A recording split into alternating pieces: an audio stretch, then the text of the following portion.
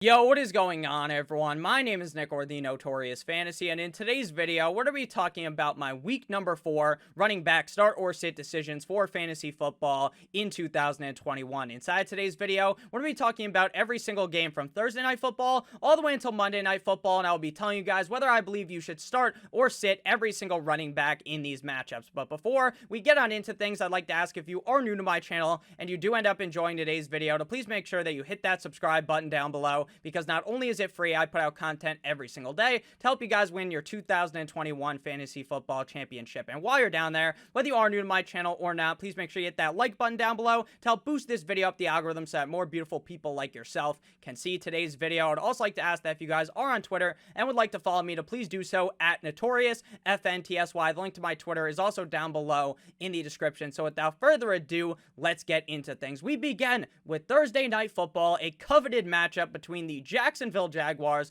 and the Cincinnati Bengals. Right now, the Jacksonville Jaguars and Trevor Lawrence look like a complete and utter dumpster fire. The Bengals, they're just about alright. Joe Burrow is playing decently. This is a game that, while on paper, probably doesn't seem like it's going to be very enjoyable. I am still very excited to see the number 1 overall pick from 2020 go up against the number 1 overall pick in 2021. James Robinson is finally good. Urban Meyer must have been listening to the last couple of weeks where I have been yelling at the top of my lungs aggressively for the fact that James Robinson needs to be seeing more usage.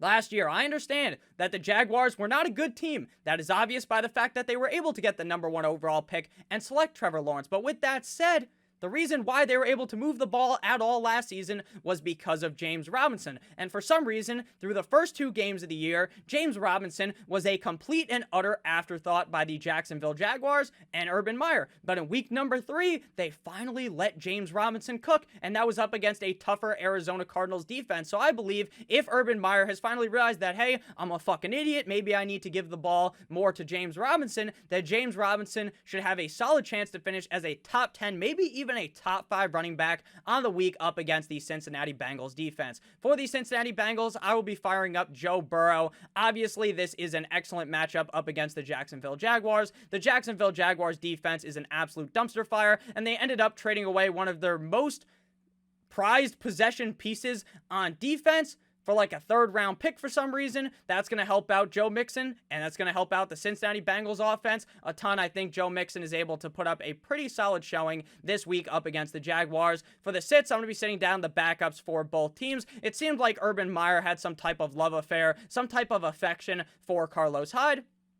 But if James Robinson is able to get that usage that we've wanted him to get from Urban Meyer, then Carlos Hyde will be useless. Samaje Perine, he just plays second fiddle to Joe Mixon. He's not really used all that much in games, which makes him useless for fantasy football. Next game, we begin with the Sunday slate of the Les Titans at the New York Football Jets. And here, obviously, we're going to start Derrick Henry. Derrick Henry may run for 500 yards up against the New York Jets defense. The Jets defense is about as bad as it gets, and Derrick Henry is obviously going to take full advantage of that. It is expected right now that A.J. Brown is going to miss this game, as he has been put on the week-to-week tag, and maybe he will miss next week as well. But that opens the door even further for the Tennessee Titans to just commit to the run and give Derrick Henry 7 zillion touches in this game. And last week we saw him catch a pass, so a huge round of applause for Derrick Henry for not dropping the ball. This week up against the Jets, though, like I said, this is just such a soft matchup. You are obviously going to fire up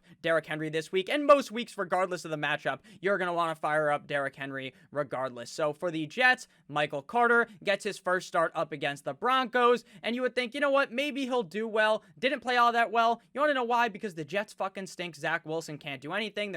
But you can't really trust this offense at all right now based upon the amount of picks that Zach Wilson is throwing every single game left and right. So with that said, Michael Carter has to be a sit, as well as Ty Johnson, because they're just not going to have an opportunity to really run the ball after the first quarter of the game. Next up, we have a matchup between the Kansas City Chiefs and the Philadelphia Eagles. Now, I'm going to tell you to start Miles Sanders this week, but I'm about as nervous as it gets, because last week in the game on Monday Night Football, we saw the Cowboys Cowboys versus the Eagles. And the Eagles didn't even try to run the fucking football. Miles Sanders had like 3 touches in that game. In the rushing game, they were just not looking for the rushing attack at all. They were trying to beat the Cowboys deep down the field, and that did not end up working, as the Cowboys defense actually played very well in that game. The Chiefs are a team that's going to be able to put up big points. So how much are the Eagles going to be able to run in this game? How much are they going to be able to give the ball to Miles Sanders is definitely a huge question at this point. Now, I will still be firing him up here in this game because I realize that Nick Sirianni probably understood that, hey, I fucked up by not trying to run the ball at all. Maybe we need to get the ball into Miles Sanders' hands more, and maybe that is what happens this week up against the Chiefs. I am a little bit nervous about it, though, for the Chiefs. Clyde Edwards-Helaire, that stinky motherfucker, ends up looking so bad at the beginning of the game. He fumbles the ball, and then basically everyone's clowning him on Twitter. They're probably clowning him on Facebook if people talk about football on Facebook, clowning him basically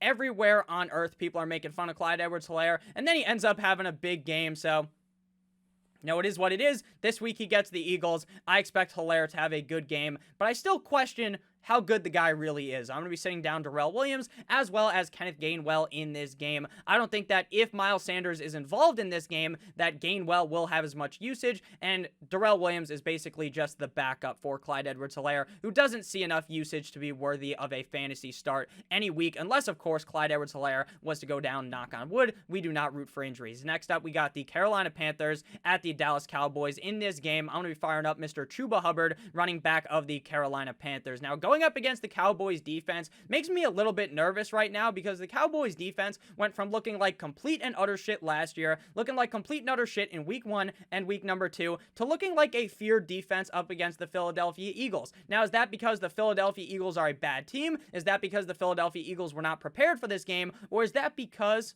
maybe the Cowboys defense is actually good? I'm not too sure. I'm still going to fire up Mr. Hubbard in this game up against the Cowboys defense, but I do understand that there are risks that maybe he is not the clear #1 running back on the team, and maybe Royce Freeman eats into that role, or maybe Royce Freeman is able to beat him out and becomes the starting running back of the team. I'm just not too sure that this is identical to last year, where Christian McCaffrey goes down and then Mike Davis is instantly in his role. Maybe this is more of a split share scenario between the two backs, but I will fire up Hubbard this week because you spent all the fab on him. You picked him up off the waiver wire at the #1 overall spot, and on paper, this is a pretty solid matchup for the Cowboys. I'm firing up Ezekiel Elliott. Basically, everyone was clowning on Ezekiel Elliott, just like Clyde Edwards-Helaire, but Clyde Edwards-Helaire fumbled in that game and then played well.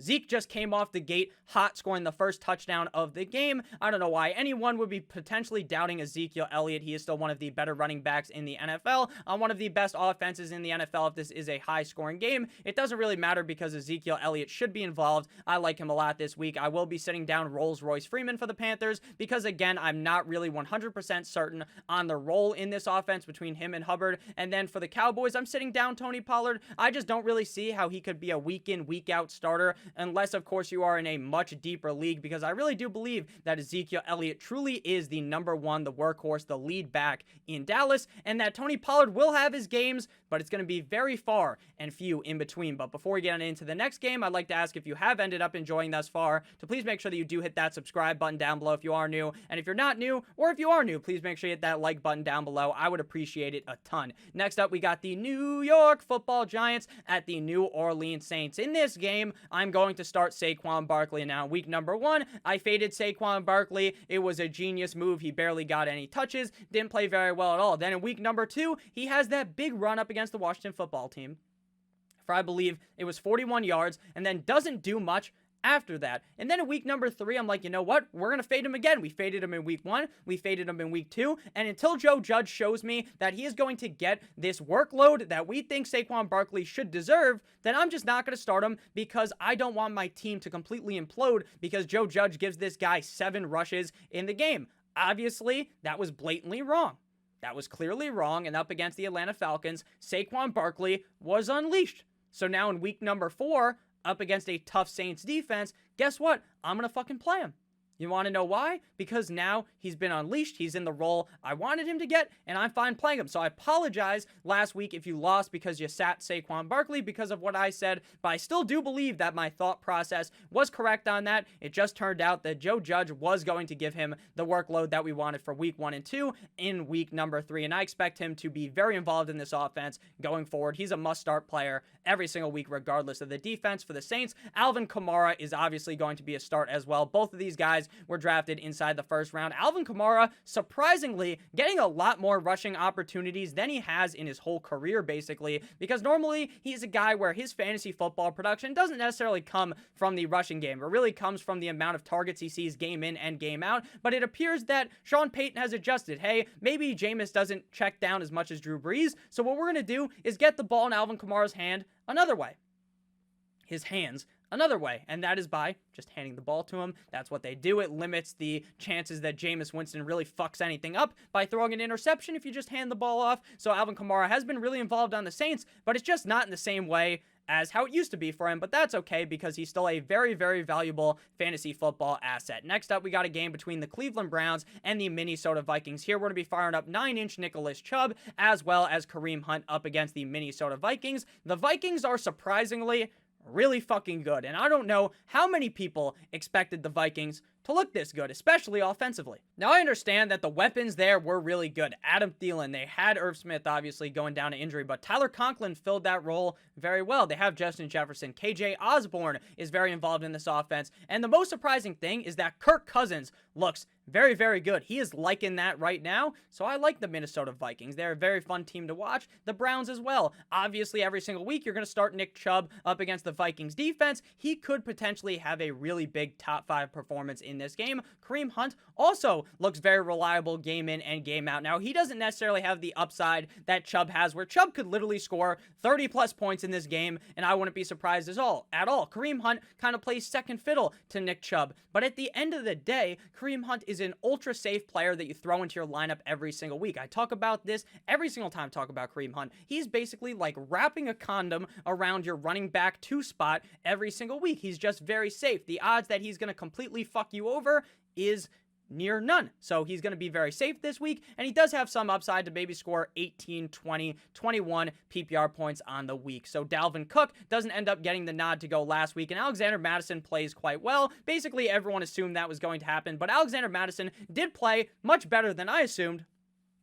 But I did assume that he would have a good game here up against the Browns. It may be tough sledding for Dalvin Cook, but if he's good to go, you're going to start him because you know the upside that Dalvin Cook has, even up against a tougher defense like the Cleveland Browns. Alexander Mattison is a sit when Dalvin Cook is healthy because he just doesn't get enough usage to warrant being a starting running back in fantasy football. Next up, we got the Detroit Lions at the Chicago Bears. Now, the Bears offense last week looked limp dick. It looked like they needed some Viagra.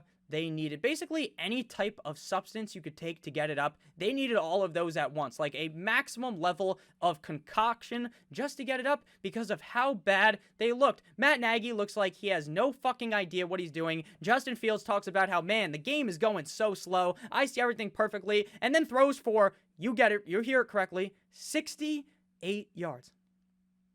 The game's slowing down, 68 passing yards.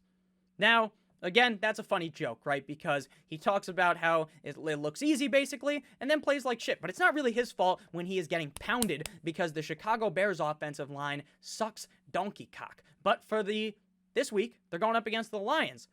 The Lions defense isn't that good, so I do expect David Montgomery and Justin Fields to look a lot better in this game. So I will be firing up David Montgomery, but I do have pretty big concerns for the long haul, the value of the rest of the season for David Montgomery. DeAndre Swift is going to be a start for me, despite the fact that the Detroit Lions aren't really able to run the ball in these games because they're down by 7 zillion normally. DeAndre Swift is still very involved in this offense. He's a focal point in this offense up against the Bears defense that isn't playing like the Bears defense of the past. I expect DeAndre Swift to be able to have a potentially very big performance this week as a top 12 back, especially if Justin Fields isn't able to get get it going, then this could be a very close game where they are going to be looking to run the ball a lot for the Lions. For the Lions, would be sitting down Jamal Williams. He will have his games. He is a solid running back, but I'm never going to really be able to correctly predict when that is going to happen. Damian Williams, a double Williams game, both backups for their respective teams. Damian Williams is a solid running back, but obviously David Montgomery is the lead guy, and Damian Williams, I should say, just doesn't get enough volume to warrant being a start for the week. Next up, we have the Houston Texans at the no one circles the wagons like the Buffalo Bills. Now, I would first off just like to apologize for last week. I didn't think the Buffalo Bills were going to kick the shit out of the Washington football team like they did. Josh Allen has a great performance. I love Josh Allen. I love watching Josh Allen, even as a Dolphins fan. I just respect the guy. He looks so good out there every single game. It's so fun to watch. Here up against the Houston Texans, I expect the Buffalo Bills to bend them over and not even have the courtesy to spit before they insert it in there. They're not going to use any lube. This is going to be a dry one. The Buffalo Bills are going to smack the fuck out of the Houston Texans. Now, gun to the head, if you have to pick one of the two running backs, right now it appears that Zach Moss is the guy. Moss looked really good last week up against the football team. But again, I don't think that this is necessarily just a guaranteed workload for Zach Moss. This week, I wouldn't be surprised if Devin Singletary was the lead back on the team if he put up more fantasy points. So my lean would be Zach Moss, but I'm also starting Devin Singletary in dicier scenarios when compared to the other running backs on this list. For the Texans, they have a threesome at the running back position, a three-headed dragon, and this dragon is just a bad one. Mock Ingram, David Johnson, Phillip Lindsay. Who knows every week which one is going to be the one you want to start? And the answer most weeks is going to be that you don't want to start any of them. Here up against a tough Buffalo Bills run defense. Not like an ultra tough defense, but for Ingram, Johnson, and Lindsay, I expect it to be a tough test. Up against Davis Mills, with Davis Mills as their quarterback, I just don't really like them in this game at all. Mark Ingram, David Johnson, Phillip Lindsay are going to be sits for me. Next up, we have the Indianapolis Colts at my Miami Dolphins. Jonathan Taylor, you motherfucker. You've been sucking complete donkey ween for the beginning of the season. Now, will it turn around? Probably. It appears that they're looking to trade Mr. Marlon Mack off of the team. That's why he wasn't active last week. Nyheim Hines, he plays, but how useful is he every single week? Not so much unless you're in a PPR league, and unless you're in a situation, or unless the Colts are in a situation where they're able to throw the ball to him. Up against the Dolphins run defense sucks complete and utter ass, so I expect Jonathan Taylor to run a train on my Dolphins defense, even though hasn't looked great for Taylor thus far, but I do expect him to turn it around. For the Dolphins, I'm starting Gaskin because the Colts defense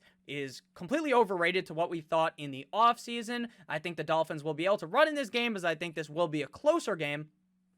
Just like last week with the Raiders, even though Gaskin didn't play too well in that game because I believe Malcolm Brown scored the touchdown in that game. Oh, Nick, you're a Dolphins fan. You don't even remember who scored the touchdown. I was live streaming during the end of the game. All right, so cool down a little bit there. I apologize. I believe Malcolm Brown was the one who scored the tug, which hurt Myles Gaskin. But at the end of the day, Myles Gaskin is still the lead dog there in Miami. So I will fire him up this week, even if it is kind of a bottom-of-the-barrel start. I don't really love it. I'm sitting down Nyheim Hines. I'm sitting Malcolm Brown. I'm sitting Salvon Ahmed. The reason why I'm sitting the other Dolphins players is because, like I said, Myles Gaskin is the lead dog. Malcolm Brown is just the bigger running back, which is why he was able to get that opportunity to run the ball based upon the game script of the game where they were at when they had to run the ball. Myles Gaskin is still the lead dog. And for Indianapolis, Jonathan Taylor obviously is the lead dog there. And Nyheim Hines just doesn't seem to have a very well-defined role where I would be very confident in him, even up against a softer Dolphins run defense. Next up, we have the Washington football team at the Atlanta Falcons. This is a game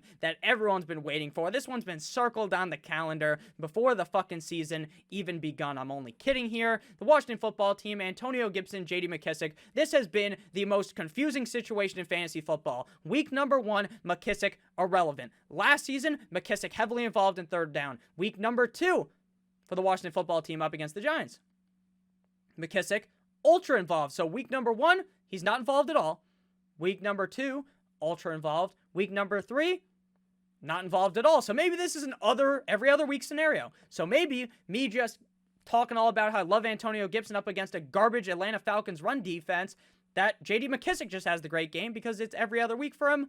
But Come on, let's not just go ahead and assume that there's some type of a pattern here. Antonio Gibson is the guy, and based upon McKissick's usage last week, I don't think you're going to want to be starting him, so start Antonio Gibson up against the Falcons. And for the Falcons, I feel bad for Mike Davis. They just do not use him correctly, but Cordarrelle Patterson, if you got him off the waiver wire, I talked about him in the waiver wire show earlier, talked about him in the waiver wire show last week. If Cordarrelle Patterson is available, I'd pick him up and I would start him up against the Washington football team defense. And again, I'm sitting J.D. McKissick because I don't understand the usage there, and I'm sitting Mike Davis because for some reason they just don't use him. Next up, we got the Seattle Seahawks at the San Francisco 49ers. For Seattle, they do have other running backs besides Chris Carson, but let's be honest, Chris Carson is the clear workhorse running back in Seattle. This is a team, though, that isn't uber run heavy. Now, they're going to run the ball. Obviously, every team runs the fucking ball, except for the Eagles, I guess. But Chris Carson is going to be very involved in this game up against the 49ers. He's a very safe pick week in and week out, so he'll probably be ranked anywhere from running back like 16 to running back 10 on the week once I go ahead and do my rankings. I like Chris Carson this week. I like him every week. The 49ers defense didn't look amazing against the run up against Aaron Jones and A.J. Dillon on Sunday Night Football, so I think Chris Carson could have a pretty solid game for the 49ers. Now, look, if you're trying to be safe, don't ever even think about starting these guys, Trey Sermon or Elijah Mitchell. Trey Sermon, I was starting to pull my fucking hair out because I didn't actually do that, but in my mind, I was like, oh my God, this is pissing me off. I told everyone to start Trey Sermon. For some reason, he's just not doing anything, and then he scores that touchdown late in the game to save all of our asses if we started Trey Sermon. So it seems like he's going to be the lead dog here if Elijah Mitchell gets the nod or not. I'm not too sure.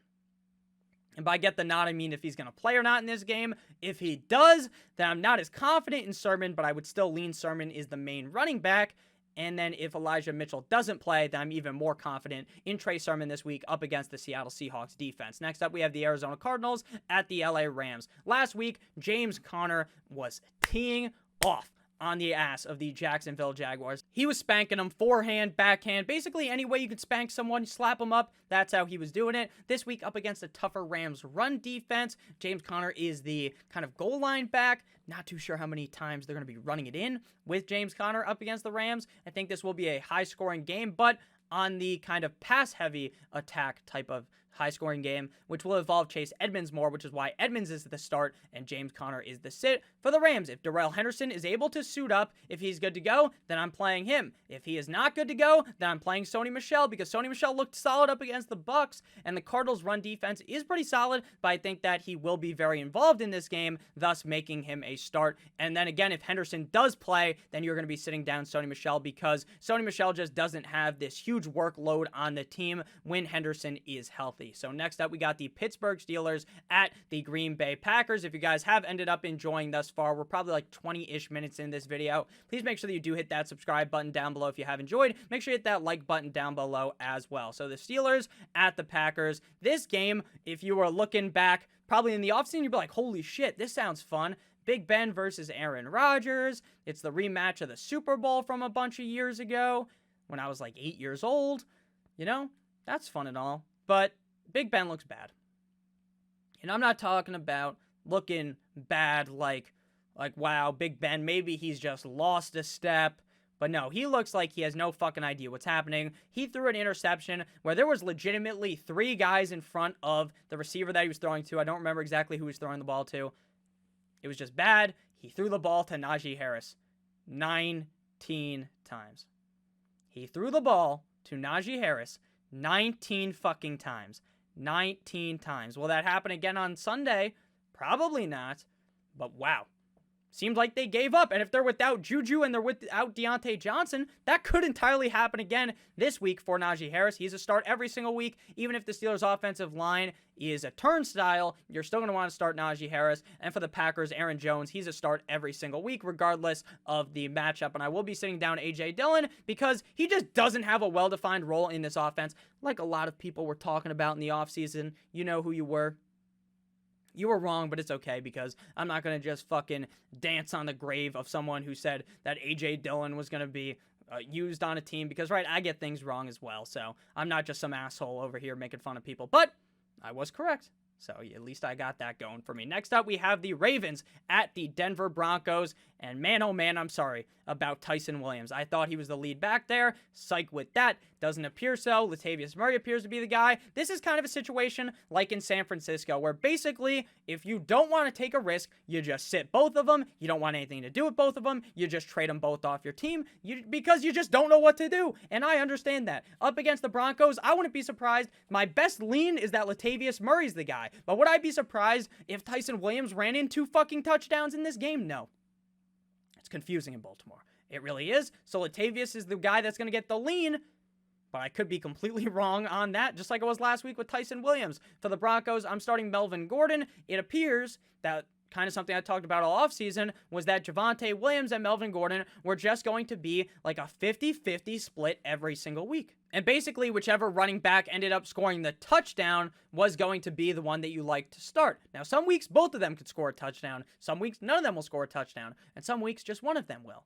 And with what we've seen right now, Melvin Gordon is the more productive fantasy running back, so I'm going to continue to tell you guys to start him, even though most people, for some reason, don't like starting Melvin Gordon, even though he's been pretty reliable every single week. The Ravens defense, though, very confusing to kind of read because they haven't looked great, but they also don't look bad. They, to me, just seem like a very average defensive unit. For the Ravens, we're sitting down Tyson Williams. Probably going to be wrong on that, right? Because I think now that Latavius is the lead back, and then bada bing, bada boom, somehow Williams is. And then we're sitting down the other Williams in Javonte Williams. Because again, my lean is that it's a very close split snap share between the two. Very close in targets, very close in rushing attempts. But I think Melvin Gordon is the better running back, and he is the goal line running back in most scenarios. Next game here, we got the Buccaneers at the Patriots. The return for Tampa Bay Tom Brady back to Foxborough, back to New England. The Buccaneers are going to win this game by 52. I'm not even kidding. The Patriots fucking stink. Bill Belichick is going to get made to look like a bitch by Mr. Tom Brady, by Mike Evans, by Chris Godwin, by Bruce Arians, by Antonio Brown, by maybe Leonard Fournette, Ronald Jones. I have no idea what to think there. Again, the best lean is to start Uncle Lenny up against the Patriots, but I'm just not going to tell you to start either of them because that is even more of a confusing situation than Baltimore as well as San Francisco for the Buccaneers. So I'm sitting down Uncle Lenny and Ronald Jones, and I don't want anything to do with Damian Harris up against the Bucs, even if Damian Harris may have an even further boost after James White sadly ended up getting hurt. Final game here, we got Monday Night Football between the, turn your volume down, the Las Vegas Raiders going up against the LA Chargers. In this game, very similar to one that we talked about earlier with Sony Michel and Darrell Henderson. If Jacobs is in, you're going to start him. If Jacobs is out, you're going to start Peyton Barber, who just rushed for 111 yards on the Dolphins. So if Jacobs is in, you start Jacobs. If Jacobs is out, you start Barber. Kenyon Drake, interesting pick, but it seems like Barber is the guy when Jacobs is out. And then for the Chargers, you're going to start up Mr. Clean himself, the bald man, one of my favorite running backs in the NFL, Austin Eckler, the rock star, up against the Raiders defense. Why are you going to do that, Nick, you may ask? Because he's really good. And because the Raiders defense, it's solid, but I think this could be a toe-to-toe, back-and-forth, punch-out Mike Tyson between each other. I'm sitting down Kenyon Drake, and I'm also going to be sitting down Larry Roundtree. I think his name is actually R-O-U-N Tree, I think.